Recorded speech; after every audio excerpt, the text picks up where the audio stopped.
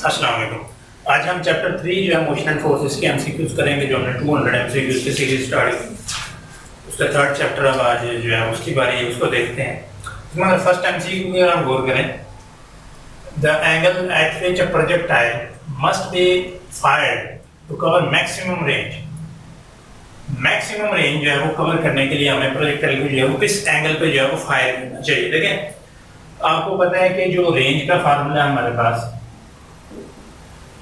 VI square sine 2 theta over g, ये formula है। अब साइन 2 थीटा, अगर आप इस पर गौर करें कि साइन 2 थीटा जो है ये अगर 1 हो जाए तो रेंज जो है ना वो मैक्सिमम हो जाएगी, यानी ये जो R है ये मैक्सिमम हो जाएगी।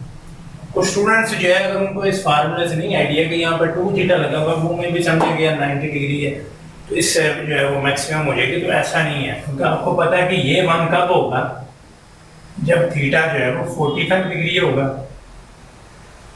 तो ये 45 डिग्री जब इससे मल्टीप्लाई होगा तो ये 90 डिग्री, तो साइन 90 डिग्री जो है वो 1 हो जाएगा। तो ये चीज़ आपने ध्यान में रखनी है कि जो जब एंगल जो है वो 45 डिग्री होगा तो तब जो है रेंज मैक्सिमम होगी। तो ये भी एक इम्पोर्टेंट जो है वो एमसीक्यू था। इससे आपने आइडियाज भी लेने हैं किस तरह के एमसीक्यूज बन सकते हैं, और कॉन्सेप्ट्स को समझना भी है कि किस तरह हमने सोल्व भी करना है। नेक्स्ट देखें, the trajectory of projectile is, trajectory of projectile is simple MCQ. आपको पता है कि जो ट्रैजेक्टरी पाथ है वो पैराबोला है, सर्कल तो है ही नहीं है, प्रोजेक्टर भी नहीं उसको हम कहते हैं, ठीक है। इस तरह जो है वो पाथ बनती है, तो ये पैराबोला है, ये सिंपल एमसीक्यू था। नेक्स्ट हो गया projectile throw with, projectile throw with 60 degree to the horizontal, 60 degree angle के साथ थ्रो किया उसने, it's okay. It's initial kinetic energy is E, initial kinetic energy जो है वही है। It's kinetic energy at the highest point of motion is, कि जो पीक पॉइंट है, पीक पॉइंट इसका ये है, यहाँ पे प्रोजेक्टाइल है ना, ऑब्वियसली यही शेप बनेगी, तो हाईएस्ट जो पीक पॉइंट है वहां पे एनर्जी क्या होगी। देखें, एक चीज तो आपको ये क्लियर आपने जो है वो ज़हन में रखनी है। यहाँ पे जो मैं ड्रा करता हूँ इसको, इस तरह ये है प्रोजेक्टाइल, इसका ये जो कंपोनेंट है ना, यहाँ पे इस साइड पे आपको पता है कि ये 2 डायमेंशनल मोशन है। यहाँ पे जो वर्टिकल कंपोनेंट है वो 0 है, लेकिन हॉरिजॉन्टल कंपोनेंट जो है वो 0 नहीं है। ये चीज बड़ी ध्यान में रखनी है। कुछ स्टूडेंट में भी समझ रहे हो कि ये 0 है, 0 नहीं है एनर्जी। यहाँ पे आपने ध्यान में रखना है कि जो VI कंपोनेंट है वो 0 है, क्योंकि यहाँ से बॉडी अगेन जो है वो नीचे आना शुरू हो जाती है। ऐसे गई बॉडी, यहाँ पे गई, यहाँ पे VI 0 है तो अगेन उसने नीचे आना है, इसलिए VI यहाँ पे क्या है 0 है। लेकिन जो वर्टिकल जो हॉरिजॉन्टल कंपोनेंट है वो तो कांस्टेंट होता है इसमें, उसको उसने अपने हिसाब से जो है वो जाना है, उसको वर्टिकल कंपोनेंट से कोई लेंगे नहीं। हॉरिजॉन्टल कंपोनेंट जो है वो कांस्टेंट है, वो चेंज भी नहीं हो रहा थ्रू। इट्स मीन के हॉरिजॉन्टल कंपोनेंट जो है वो एग्जिस्ट करता है, तो हमने काइनेटिक एनर्जी फाइंड करनी है। तो आपको पता है उसका फार्मूला क्या है, half m v square, m ये आ जाएगा, वी स्क्वायर आपको पता है वी कोस थीटा, क्योंकि हॉरिजॉन्टल कंपोनेंट है। तो यहाँ पे आप देख सकते हैं और आप गौर करें तो ये एम आ जाएगा, ये ऊपर स्क्वायर है, ये v के ऊपर भी स्क्वायर आ जाएगा, cos थीटा इसका भी जो है वो स्क्वायर आ जाएगा। ये नीचे मैं लेके आ रहा हूँ इसको, हाफ एम वी स्क्वायर, ये किसके इक्वल आ गया, ये तो आ गया E के इक्वल, इसको मैं लिख देता हूँ यहाँ, ये तो E के इक्वल आ गया क्योंकि काइनेटिक एनर्जी के बराबर है। ये E ले लें, इनिशियल काइनेटिक एनर्जी E आ गया। अब ये cos थीटा, एंगल कितना है 60 डिग्री, cos 60 डिग्री होता है 1/2, तो ये 1/4, तो ये इसका आंसर है E/4। जब आपको आइडिया होगा आपने स्पीड से कैलकुलेशन करनी है, नहीं इसके अंदर ये कॉन्सेप्ट था छोटा सा। अगर प्रोजेक्टाइल मोशन आपको अच्छी तरह उसको रीड किया होगा तो इतना इशू नहीं होगा, इसलिए उनके फार्मूलाज, उनके अंदर जो कॉन्सेप्ट्स हैं, हॉरिजॉन्टल कंपोनेंट जो है वो चेंज नहीं होता, थ्रू आउट जो है वो कांस्टेंट आता है। तो ये एक इंपॉर्टेंट पॉइंट है इसके अंदर। नेक्स्ट देखें कि a body of 1 kg start from rest rest से स्टार्ट हो रही है, वर्ड्स पे जो है वो गौर किया करें जब न्यूमेरिकल बेस्ड क्वेश्चंस आए। रेस्ट से starting it moves with a constant acceleration of 10 metre पर second square at the end of 5 second time भी आ गया आपके पास। इट्स मोमेंटम इज, ठीक है, मोमेंटम का तो आपको पता है फार्मूला सीधा सीधा P is equal to m v। अब आपके पास कौन सी चीज नहीं है, मैथ आपके पास है 1 kg, लेकिन v नहीं है। वो जो v है वो आपने फाइंड करनी है। इसको मैं थोड़ा सा जो है वो रेज करता हूँ, यहाँ पे हम इसकी वर्किंग करते हैं। v आपने कैसे फाइंड करना, देखें आपको पता है कि इक्वेशन आप यूज करते हैं vi प्लस at, ये तो होगी 0 start from rest initial velocity, तो v यहां से आ गई at, इसको लिख लो, यहां से v आपने निकालनी है। एक्सेलरेशन क्योंकि गिवन है आपके पास कांस्टेंट एक्सेलरेशन 5 सेकंड के लिए, तो ये आ गई 50, ये 1 है और वेलोसिटी जो है वो 50 मीटर पर सेकंड हो गई आपके पास। अब आप बताएं तो मोमेंटम उसका क्या होगा, 50 होगा ऑब्वियसली, 1 मल्टीप्लाइड बाय 50, तो ये इसका आंसर है सिंपल, ठीक है। वैल्यू जो है वो उसकी 50 के इक्वल आ जाएगी मोमेंटम। तो ये एक सिंपल जो है वो एमसीक्यूज था, इसमें भी थोड़ा सा कांसेप्ट सा, मतलब डबल फार्मूला यूज कर रहा है, इस तरह के कुछ होते हैं क्वेश्चंस को एक को ऑपरेट करके अप्रोच जो है वो करना पड़ेगा आपको सेकंड फार्मूले की तरफ, देन जो है वो आंसर आप इजीली कैलकुलेट कर लेंगे जो भी उसमें वैल्यू हो। The height of projectile is directly proportional to the, देखिए हाइट जो है वो किसके डायरेक्टली प्रोपोर्शनल है, sin 4 थीटा के sin square theta tan square theta cos square theta. Height का तो सिंपल फार्मूला है vi square sin square theta over 2g, ये याद भी होने चाहिए फार्मूला आपको। हाइट का फार्मूला क्या है, vi square sin square theta over 2g। तो आप देख सकते हैं कि ये sin थीटा के जो है वो डायरेक्टली प्रोपोर्शनल है, तो ये इसका जो है वो आंसर है। तो ये सिंपल एमसीक्यूज थे। नेक्स्ट एमसीक्यू की तरफ जो है वो मूव करते हैं हम, इम्पोर्टेंट बात।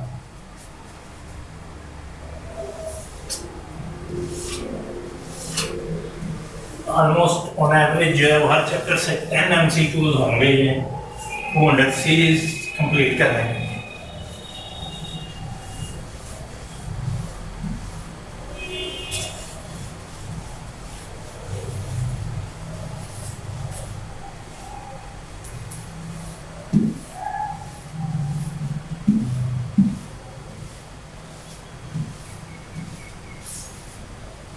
नेक्स्ट एमसीक्यू नंबर 5 जो है उसको देखते हैं,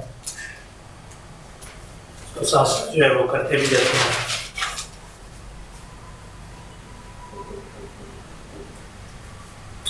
The horizontal range, if the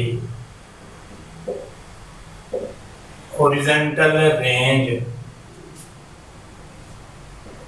of projectile is 4 times its maximum height, the angle of projection is, the angle of projection is 60 degree, 45 degree, tangent 1/4, similarly cos 1/4। देखें सबसे पहले तो कंडीशन पे गौर करें, उसने क्या किया, the height horizontal range of projectile 4 times its maximum height, को जो रेंज है वो 4 times of its maximum height. अब आपको पता है कि जो रेंज है वो 4 times of its maximum height, ये बन जाए। इससे आपने जो है वो एंगल कैलकुलेट करना है। अब आप फार्मूलाज लिखें, आपने तो स्पीड से करना, फार्मूलाज आप लिखेंगे जब आपको पता है ये formula vi square sin square theta over 2g is equal to, range किसके इक्वल है, vi square sine 2 theta over g. अब यहाँ पे देखें कुछ चीजें तो कैंसिल आउट हो रही हैं डायरेक्ट। साइन स्क्वायर है, इसको 2 दफा लिखें, ये भी कैंसिल हो, ये 2 आ जाएगा नीचे। इसको खोलें जरा, 2 साइन थीटा कोस थीटा, यहाँ से एक कैंसिल होगी, समझ रहे हैं? ये 4 इधर साथ आएगा। अब यहाँ से ये देखें, ये कैंसिल हो जाएगा, 2 sine theta is equal to 2 cos theta. ये 2 से कैंसिल इधर आएगा जब साइन नीचे cos theta is equal to 1। अब ये टेंजेंट थीटा के इक्वल है। टेंजेंट जब 1 के इक्वल आ जाए तो एंगल जो है वो 45 डिग्री आएगा। ये तो सिंपल है। तो ये आपको पता है कि इसका आंसर क्या होगा, ये तो सिंपल था। थोड़ी सी कैलकुलेशंस है। इस तरह की स्टेटमेंट्स को गौर करके आपने अप्रोच करना है, क्वेश्चन को सोल्व करने की कोशिश करनी है जल्दी से जल्दी।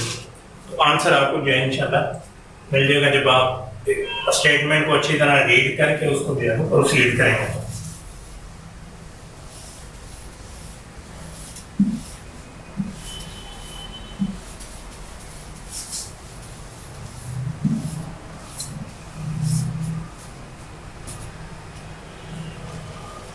Next question number 7 देखते हैं।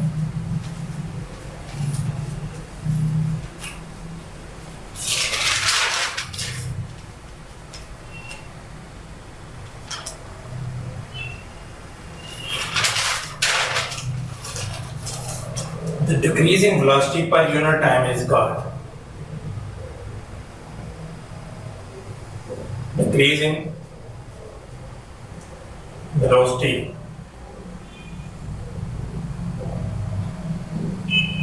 per unit time is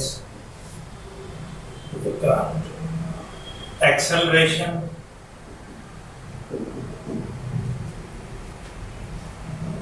variable acceleration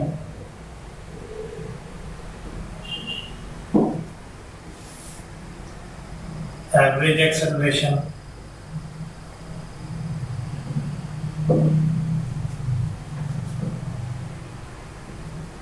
retardation। देखें डिक्रीजिंग वेलोसिटी मीन क्या, वेलोसिटी नेगेटिव वैल्यू उसकी कम हो रही है। तो रिटार्डेशन आपको पता है कि जब वेलोसिटी कम हो रही है तो हम उसको जो है वो रिटार्डेशन कहते हैं उस एक्सेलरेशन को। तो ये सिंपल आंसर होता है। इसमें चीज़ें आपने जो है वो रीड की हुई, सिंपल स्टेटमेंट थी, उसमें सुनी। नेक्स्ट वो कह रहे कि क्वेश्चन नंबर 8 में a force of 12 Newton gives an acceleration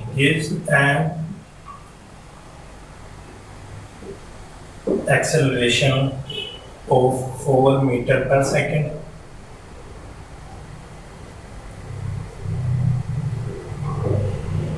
One object,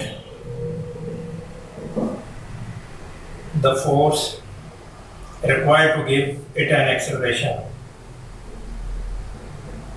The force to give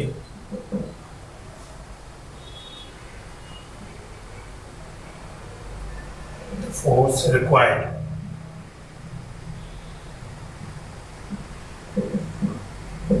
to give it an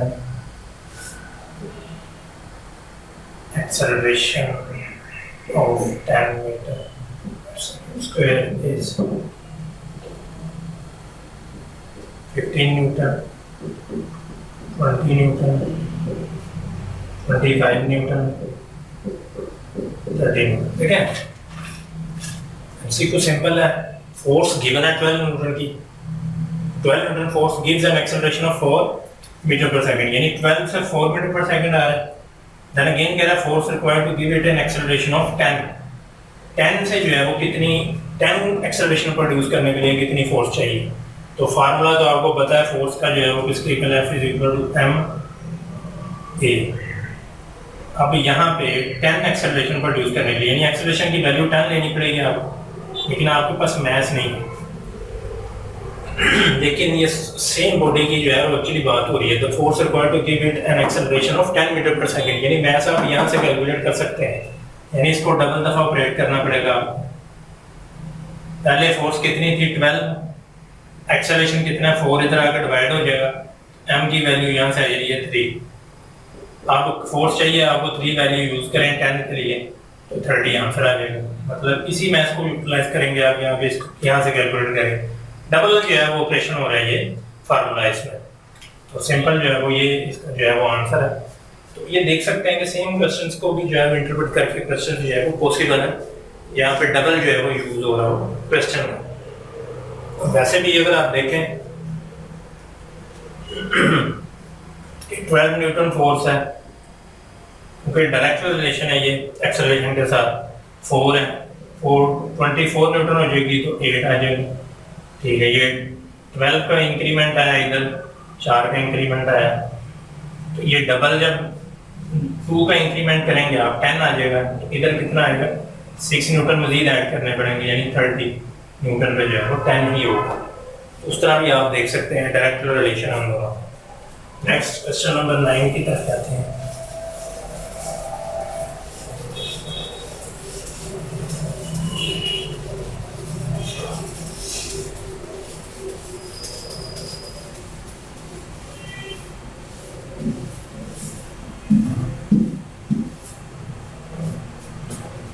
Question number 9 is the path of projectile is determined by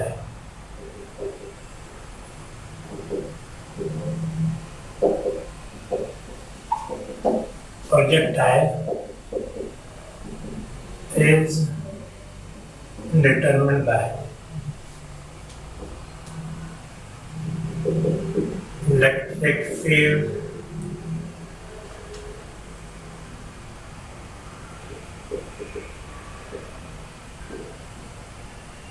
magnetic field, velocity selector process, gravitational field।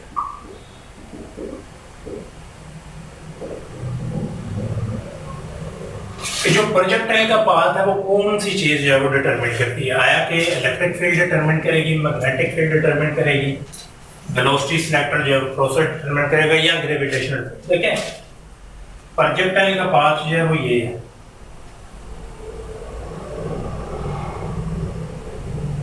इसमें आप देख रहे हैं कि ये मतलब इसमें 2 component होते हैं।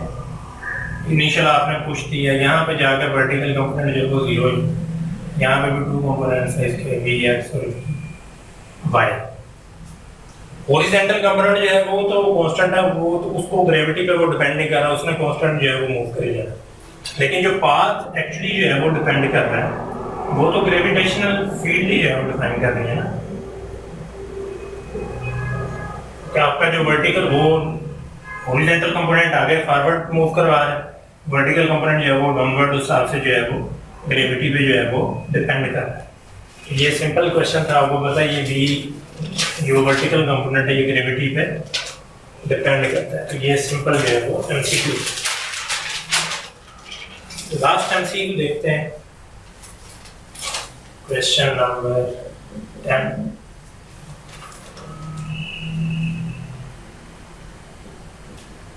Pocket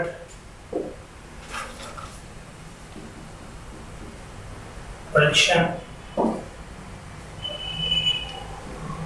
is based on the principle of law of conservation of mass,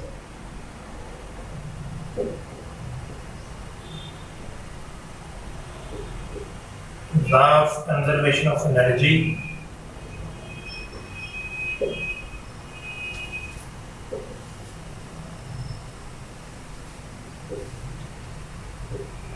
law of conservation of momentum,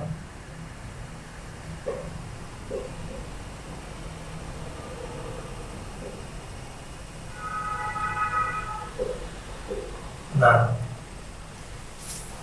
देखें जो मोमेंटम पे ये बेस करता है, क्योंकि आपको पता है कि जब वो एक्सेलरेट करता है, ये मास जो है वो डिक्रीज होता जाता है और उसका एक्सेलरेशन इंक्रीज होता है। बेसिकली ये मोमेंटम पे ही बेस कर रहा है, क्योंकि उसकी स्पीड भी होती है, वेलोसिटी भी होती है। तो law of conservation of momentum पे जो है ये वर्क करता है, रॉकेट प्रपोजन जो ऊपर जो है वो मूव कर रहा है।